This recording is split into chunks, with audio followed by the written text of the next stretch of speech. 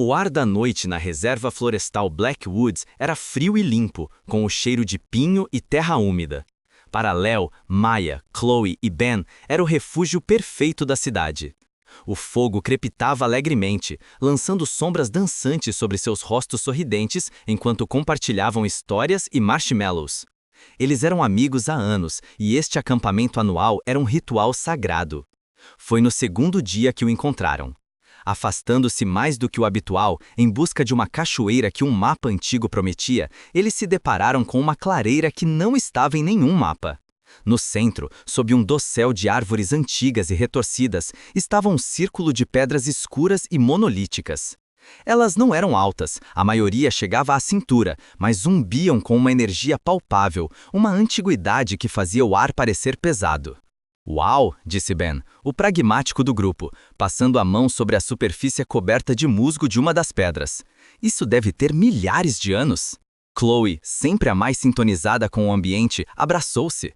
"Vocês sentem isso? É como um zumbido baixo." Léo, o líder não oficial, tirou o telefone, mas não havia sinal. "Vamos tirar umas fotos e voltar, está ficando tarde." Eles ouviram o que Chloe disse.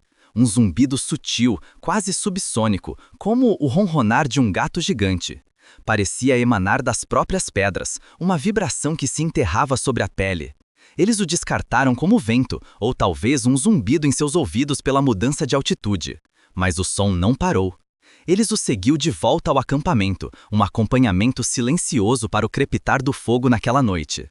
Na manhã seguinte, o zumbido era um pouco mais perceptível. Uma nota constante e baixa sobre o chiliar dos pássaros. Uma sensação de inquietância se instalou. Decidiram arrumar as malas e sair mais cedo.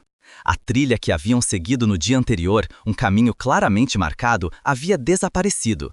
No seu lugar, havia uma parede impenetrável de espinheiros.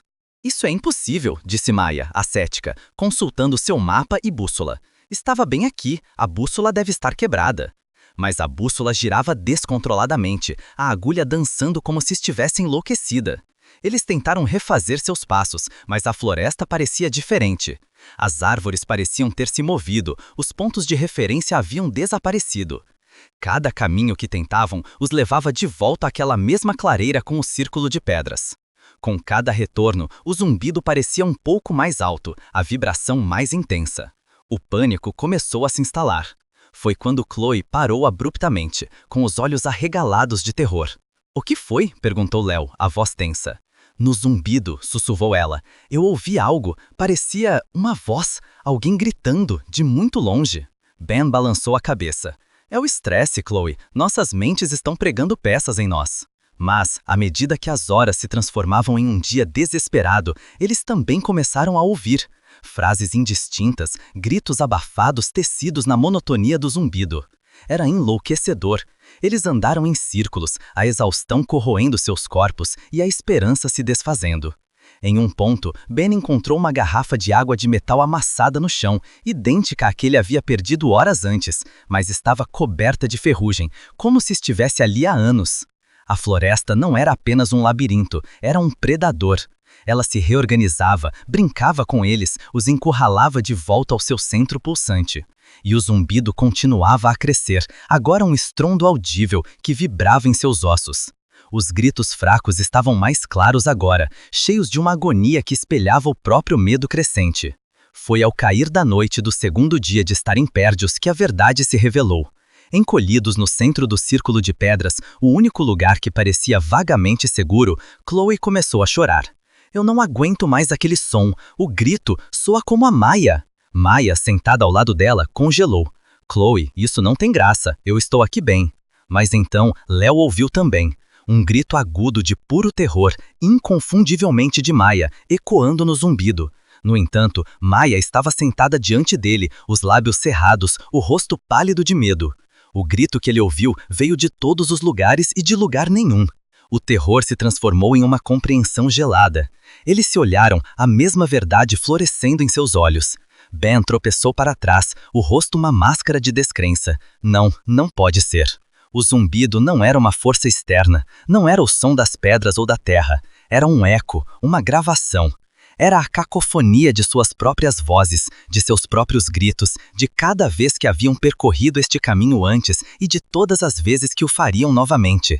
Eles estavam presos em um ciclo, uma fita de horror que se repetia. Cada grito de frustração, cada choro de desespero, cada berro de terror era adicionado à trilha sonora de sua prisão. A floresta não estava apenas prendendo, estava se alimentando de seu desespero, amplificando-o e devolvendo-o a ele em um loop eterno. Eles se lembraram da garrafa de água de Ben. Pertencia a um Ben anterior, uma iteração anterior que não sobreviveu. Quantas vezes já haviam morrido aqui? O zumbido agora era um rugido. Nele, eles podiam distinguir suas próprias vozes com uma clareza terrível. Um grito de Léo de uma tentativa de fuga de amanhã, um soluço de Chloe de 3 ciclos atrás, um berro de Ben que ainda não havia acontecido, mas que aconteceria. O som era eles mesmos, passados, presentes e futuros, gritando em uníssono. Não havia como lutar contra isso. Como se escapa do eco de seu próprio sofrimento? Eles eram os fantasmas e as vítimas, o caçador e a presa. A última centelha de esperança se extinguiu. Eles não tentaram mais fugir. Apenas se sentaram no círculo de pedras, abraçando os joelhos, enquanto a sinfonia de seu próprio tormento os envolvia. O ar ficou mais frio, as árvores pareceram se aproximar, e o zumbido ficou mais alto, esperando pacientemente para gravar o próximo conjunto de gritos em sua composição eterna de desespero. Essa história foi uma apresentação Contos das Sombras.